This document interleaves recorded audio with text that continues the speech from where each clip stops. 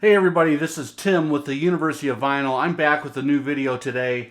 And are you guys ready for the creme de la creme, the best of the best, the top 5 Bob Ludwig pressings in my own opinion? I probably own about 25 different albums that have been mastered by Bob Ludwig, whether it's with Sterling or with Masterdisc. Or with Ludwig's own current outfit up in Maine. I love Robert Ludwig, the work that he does. Bob Ludwig is known for an incredible soundstage, full representation, accurate sounds, great separation of instruments. I have another video that I focused on 10 fantastic sounding albums mastered by Bob Ludwig. Check it out in my playlist where I feature all of my mastering engineer videos. I think you'll enjoy it if you haven't seen it yet.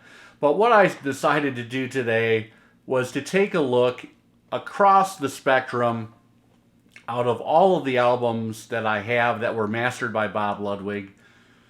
I have narrowed them down to my top 5. These are going to be in no particular order, but they're the 5 best sounding Bob Ludwig mastered copies that I think I have in my possession. I listened to a lot of stuff. I also consulted the Steve Hoffman forums. I also checked out the comments on that video that I did earlier, because a lot of people, which I appreciate, they chimed in with their opinions on maybe some albums that weren't included. So that gave me a little bit of inspiration as well for the video. I hope you guys enjoy this, and I welcome everyone to please contribute in the comments below if you think I've missed a mark on any of these, or if you agree with my picks, or if you have other picks. I would love to hear those. So let's get started.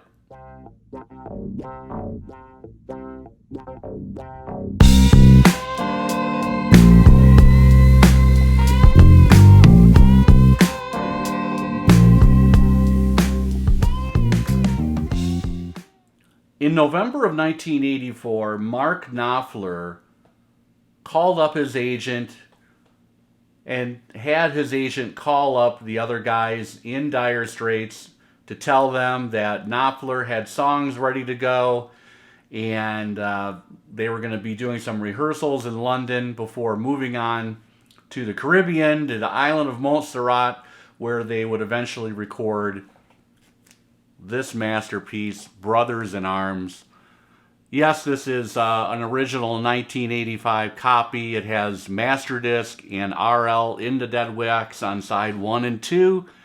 I've got my original hype sticker there that I have tucked in to my sleeve. And this is just a fantastic sounding album. One of the best reference copies you can have if you want to show off vinyl to a naysayer, if you want to test some new components that you might be adding to your system to figure out where you are on your sound levels right now as we stand today. This is a great pick if you want to do some testing and listening. You know, if you're hosting a cocktail party and for some reason or other the conversation moves to vinyl records, this would be a great choice that you could throw on after dinner and show the folks what you're talking about and what all the obsession is all about. The song that I would put on first, if you are in this theoretical situation where you wanted to show some non-vinyl people the power of analog, I would put on the song Money for Nothing. Of course, you know, it begins with that kind of ethereal Sting, I want my, I'm not going to try and do it, but very cool aside here. During the recording of the album on the island of Montserrat, it just so happened that Sting happened to be there. I think he was probably working on his first solo album. if I'm not mistaken. But Knopfler found out that Sting was there and called him over, and it ended up that he ended up guesting on Money for Nothing. And, you know, the album was released in May of '85. And again, they both happened to be at Live Aid in London at Wembley Stadium in July of '85. So very cool. I'm sure you guys have seen that. If not, check it out. The video is out there. Dire Straits had a fantastic set that day at Live Aid. That was cool to watch. Okay, where was I? Money for Nothing.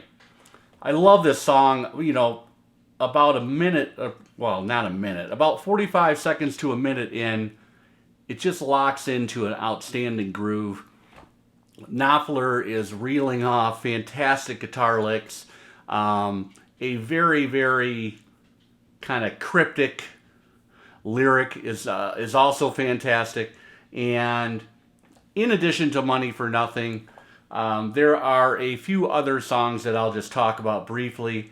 The lead song on side one, So Far Away, just love the meandering feel. It's got a bit of Chet Atkins to it, and just a fantastic song with a bit of country lilt to it, I would say. And then I like a couple more quieter numbers. Why Worry? A very kind of pensive song, but some very delicate, intricate guitar playing by Knopfler. And again, this thing just sounds amazing. It was a digital recording, and you know, it doesn't really have that warm, maybe tubey analog feel to it. It has a very accurate feel to it, much like another album by Ludwig that I'm going to talk about in a few minutes. But it sounds fantastic. You can definitely crank up the volume on this album without a problem. Fantastic, fantastic recording. And I will say that this gives this MoFi 45 cut a serious run for its money. Now, having a 45 cut and having that album across two different records is fantastic for the music lover, the Dire Straits lover. This sounds incredible, but if you don't have a spare $75, $100, whatever the going rate is right now, whether or not this is going to come back in print or not, just go get an original. Make sure you find the master disc stamp with the RL on side 1 and side 2. I love that custom label as well. And you will be very, very, very pleased with the sound of this album. Make sure you find something that's near mint. There are some quiet passages on this album, and you don't want any ticks or talks going on. So that is number 1 of the 5 I'm going to talk about today. Brothers in Arms, Dire Straits, released in May of 1985.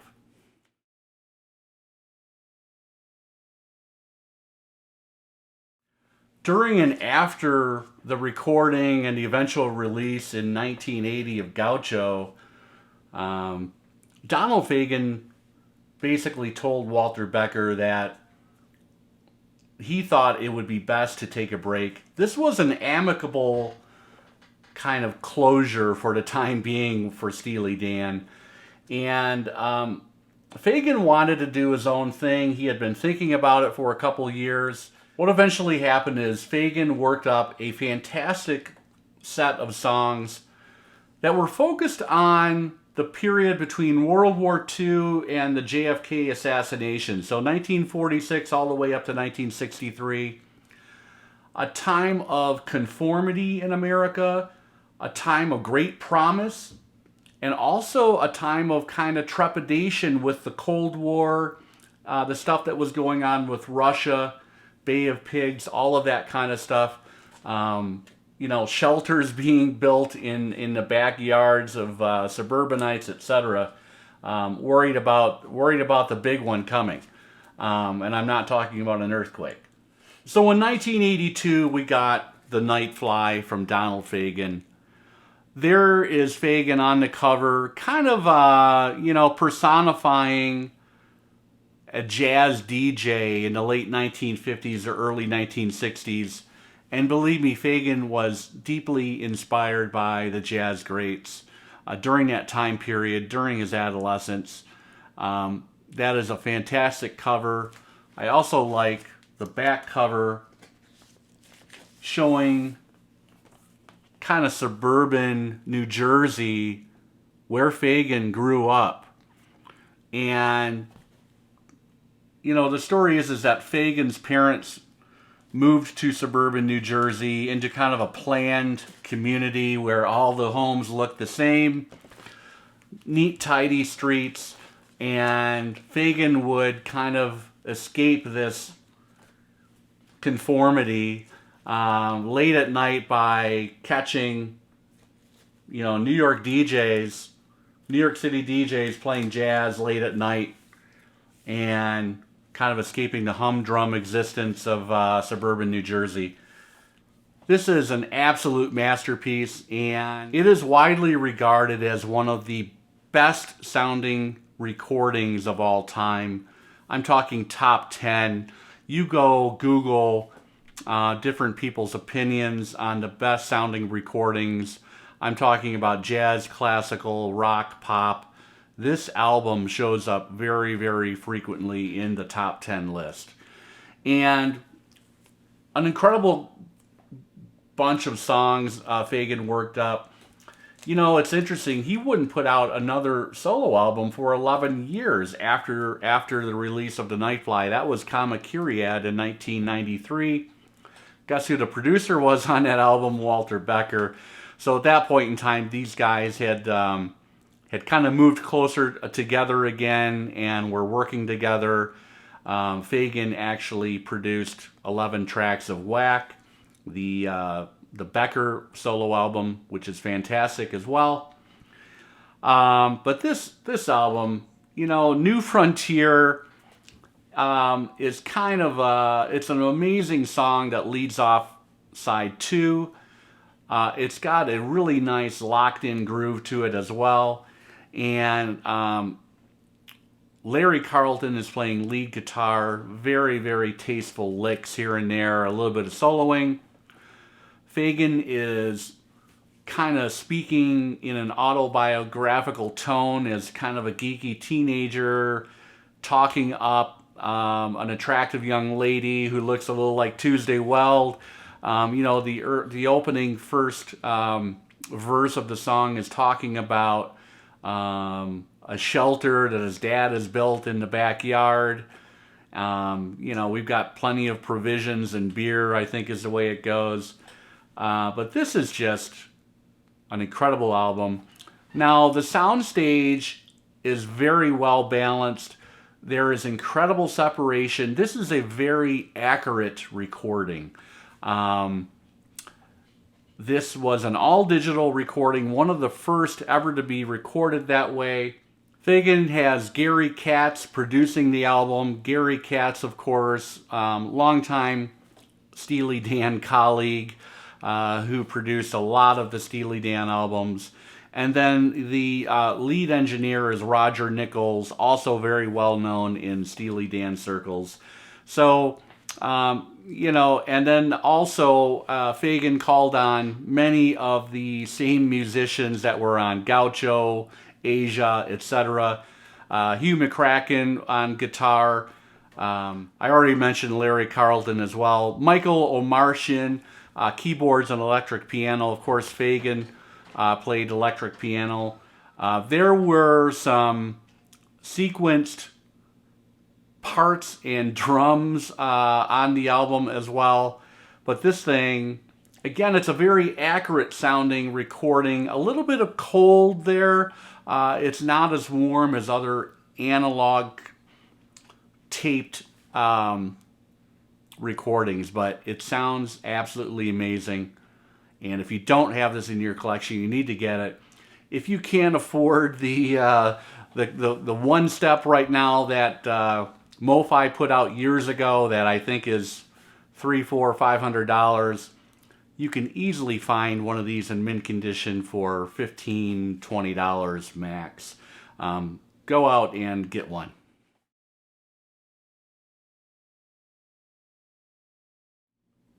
In 1982, David Bowie was looking to put out an album with hits. He called on none other than Nile Rodgers to help him accomplish that, and they definitely accomplished that feat with the 1983 album Let's Dance. This is, first of all, let's talk about the recording of this. This is, it's cut quite hot, so it's got a huge sound stage. Tony Thompson and Omar Hakim were on drums on this album. I think mostly it was Tony Thompson, but you can definitely hear that 1980s drum gated reverb all over this album. Some incredible bass playing as well on this. And in 1982, Bowie was in Montreux. Of course, he was living in Switzerland at the time. I think he had a kind of a house or a chalet in Lausanne, Switzerland, which is a 20-minute drive along the coast of Lake Geneva over to Montreux. And he saw Stevie Ray Vaughan in Montreux in 1982, the Montreux Jazz Fest, typically held during the month of July, and was just amazed by the playing of Stevie Ray Vaughan, and basically enlisted him for this album. So Stevie Ray Vaughan is all over this thing, and there are certain songs where he shines a little more brighter, I would say. And those songs, first of all, Cat People, he has some very, very exuberant solos on that song. He's got two different solos on Cat People, if I am remembering correctly. Of course, Let's Dance, he's got a fantastic solo right in the middle of the song. Modern Love, he has got a couple solos. Just sounds incredible. And, David Bowie at that point in time was in a positive frame of mind. He wanted to put out a hit album, and I think he was very, very smart and savvy to work with Nile Rodgers. Nile Rodgers is a pop hit architect. I also love the song on side 2, second song on side 2, Criminal World. One of the lesser known songs on this album. It starts out with a fantastic kind of staccato, very clean. Nile Rodgers is on a Strat, and he's got a very staccato riff going on. And eventually that opens up to Stevie Ray Vaughan's got a great solo. And other than those two, trying to remember who the bass player was on this thing. Who did Bowie have on bass? Carmine Rojas played bass on every song except for one track where the old Chic bassist Bernard Edwards was on that other song. But Carmine Rojas is an absolute monster on bass. And I would say side 1 is definitely the standout side on this album. Side 2, my two favorite songs are what I talked about earlier, Criminal World, and also Cat People, Putting Out Fire. Again, this thing was cut quite hot, and it's got a huge soundstage to it.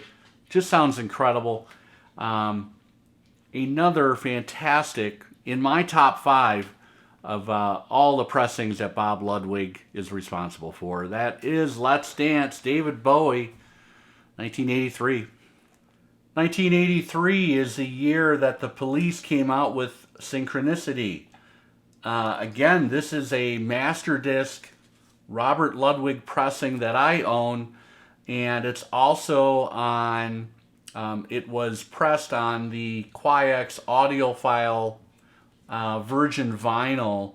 It's I have a purple translucent pressing, so this album looks like it's black from just looking at it. But if you put it up behind a close light or turn on a light on your phone and hold your phone to the other side, there are many different pressings of this album, and there's 3 different variants that are translucent that were on the QuiX2 vinyl. One is purple, one is gray, and I believe the other is green. Those are the ones that you want to find.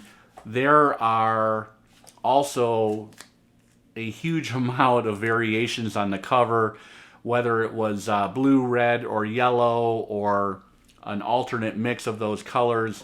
The very rare ones are actually black and white. Those are very hard to find. But what an incredible album. Again, this thing is also cut very hot, so it's got a huge soundstage. Incredible bass by Sting. Fantastic guitar work. Fantastic drumming, of course, by Stuart Copeland. This thing is, I'm going to throw out that cliche again, it's a tour de force for the Police. What a way to end their recording career together as a unit. This is just an incredible album. I love Tea in the Sahara. Every Breath You Take, King of Pain, Wrapped Around Your Finger. What is the Andy Summers song on side 2? I think it's Mother. Yeah, Mother. Miss Gradenko is fantastic. Synchronicity 1 and Synchronicity 2. I don't think there's a bad song on this album. And this is an incredible sounding album by Bob Ludwig. 1983, Synchronicity, The Police. Bob Ludwig. So those are 4 of my favorite and what I think are the best sounding pressings ever done by Mr. Ludwig. And are we ready for number 5? Does anyone want to hazard a guess as to the 5th album I'm going to be featuring? Here it is. This is Led Zeppelin 2. This is a near mint copy of the Sterling Sound RL infamous hot mix, hot cut. I found this in a shop here locally about 5 months ago now. I paid $30 for it. They didn't know what they had. I was just over the moon to find this thing out in the wild. And since that time, I have actually found a second copy. It was VG at best. A lot of noticeable scratches. There was a couple skips on a couple songs. I actually threw it up on eBay recently and put it up with a starting minimum bid of $49. I put it up for a week and it went for $81. So still a very, very desirable record in any shape that you might find it. If you can find this thing in VG Plus to near mint, you have got an heirloom piece for your collection. The soundstage on this album is absolutely astounding. It is just incredible. You hear tons of bass, hi-hat, cymbals. It feels like you're in the room with Bonham. Page's guitar doesn't have any sibilance. It is just in your face, this album. There's no other way to describe it. I am so pleased to have this in my collection. There's that classic Atlantic label. And I was actually quite surprised about the outer sleeve is in great shape as well. Someone named Hart, of course, has put their name on it, but it is what it is. I will say that if you can't find or you don't have the luck in finding an RL out in the wild, you know, I just recently did a video on George Piros, mastering engineer for Atlantic Records for a very, very long time. And he has put out, he's responsible for reissues on everything from Led Zeppelin 1 all the way up to Physical Graffiti. So he has pressings out there that are available. The 1977 Led Zeppelin 2 George Piros cut is very, very well regarded, and a lot of people say it's a very, very close second to the Ludwig cut. So see if you can find a GP AT copy, George Piros Atlantic Records.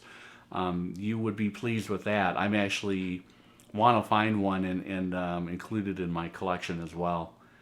That is just what a better way to end the video with, of course, the iconic RL Led Zeppelin 2 Hot Cut, issued in 1968. I've talked about it on other videos. I'm not going to go into the history. It's well known. But good luck, everybody, in finding a copy of that. If you can't find it, I would look for a George Piros. And I've also heard good things about the Dennis King cut as well. Another mastering engineer for Atlantic Records that I'm thinking about doing another mastering engineer video for Dennis King eventually here. So that's a wrap on my 5 favorite Bob Ludwig pressings that I think sound the best of anything that he has ever been associated with. Today we covered Brothers in Arms by Dire Straits.